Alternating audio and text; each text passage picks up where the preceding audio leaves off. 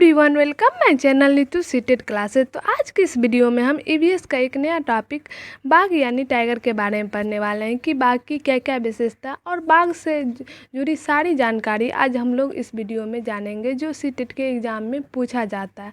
तो आप लोग वीडियो को लास्ट तक ज़रूर देखिएगा, स्किप मत कीजिएगा। अगर अच्छे लगे तो लाइक और सब्सक्राइब ज़रूर कर दीजिए। तो चलिए हम लोग वीडियो को शुरू करते हैं। तो आज हम लोग का टॉपिक है बाघ यानी टाइगर। आज हम लोग इस वीडियो में बाघ के बारे में पढ़ने वाले। तो सबसे पहला पॉइंट है, बाघ को अंधेरे में मनुष्य से 6 गुना ज़्यादा दिखाई देता है। बाघ को अंधेरे में मनुष्य से 6 गुना ज़्यादा दिखाई देता है और चील, बाज और गिद्ध को मनुष्य से 4 गुना ज़्यादा दिखाई देता है। तो ये हम दोनों में याद रखें कि बाघ को अंधेरे में मनुष्य से 6 गुना ज़्यादा दिखाई देता है और चील, गिद्ध और बाज को मनुष्य से 4 गुना ज़्यादा दिखाई देता है। तो हम ये दोनों में डिफरेंस याद रखेंगे कि बाघ को 6 गुना ज़्यादा दिखाई देता है और चील, बाज और गिद्ध को 4 गुना ज़्यादा दिखाई देता है। अगला पॉइंट है, बाघ की मूंछें हवा में हुए कंपन को आसानी से भांप लेती है जिससे उसे शिकार की सही स्थिति का पता चलता है। बाघ की जो मूंछें होते हैं वो हवा में हुए कंपन को भांप लेती है और जिससे उसे शिकार का सही स्थिति का पता चल जाता है और वो शिकार सही ढंग से कर पाता है। बाघ की जो मूंछें होते हैं वो सेंसर का काम करता है। वो कोई भी चीज़ को आसानी से भांप लेता है और उसको उस चीज़ का सही स्थिति का पता चल जाता है। अगला है, बाघ मौके के अनुसार अपनी आवाज़ बाघ अलग अलग मौके में अलग अलग आवाज़ निकालता है। बाघिन को बुलाने के लिए अलग, दर्द से कहराते रहता है तो अलग आवाज़ निकालता है, शिकार करने के लिए अलग आवाज़, अलग अलग मौके में अलग अलग आवाज़ वो अपने बदलते रहता है। तो बाघ अपना आवाज़ अलग बदल सकता है, हर मौके में अलग अलग आवाज़ निकाल लेता है। अगला पॉइंट है, बाघ अपने इलाका में मलमूत्र की गंध को सूंघकर एक दूसरे बाघ की पहचान कर लेते। बाघ अपने इलाका में मलमूत्र करके छोड़ देता है। अगर दूसरा बाघ आता है तो इससे उसको पता चल जाता है कि इस इलाका में दूसरा बाघ आया था या नहीं आया था।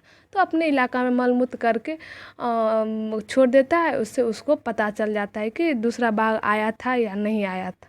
तो उससे पता चल जाता है। अगला पॉइंट है, बाघ का गुराना 3 किलोमीटर दूर तक सुनाई देता है। बाघ का गुराना कितने किलोमीटर दूर तक सुनाई देता है? तो बाघ का गुराना 3 किलोमीटर दूर तक सुनाई देता है। अब 3 किलोमीटर दूर में कोई आदमी है, अगर 3 किलोमीटर दूर से ही अगर बाघ गुराता है तो वो सुनाई देता है। अगला पॉइंट है, बाघ अपने दोनों कान को बाहर की आवाज़ इकट्ठा करने के लिए अलग अलग दिशा में घुमा लेता है।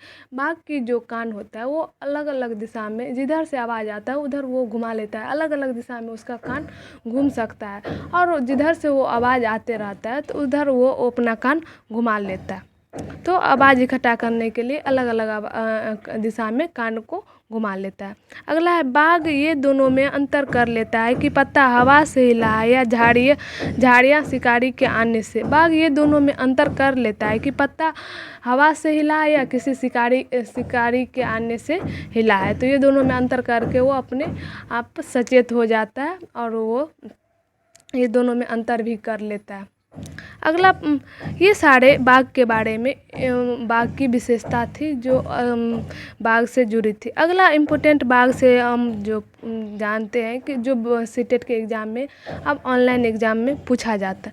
मध्य प्रदेश को टाइगर स्टेट के नाम से जाना जाता है। मध्य प्रदेश को क्या नाम से जाना जाता है? तो मध्य प्रदेश को टाइगर स्टेट के नाम से जाना, क्योंकि मध्य प्रदेश में सबसे ज़्यादा टाइगर पाया जाता है, तो इसलिए मध्य प्रदेश को टाइगर स्टेट के नाम से जाना जाता है। अगला है, प्रोजेक्ट टाइगर।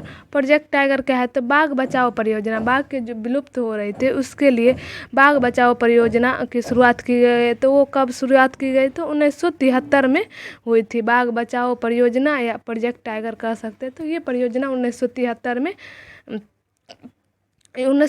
में शुरुआत की गई थी।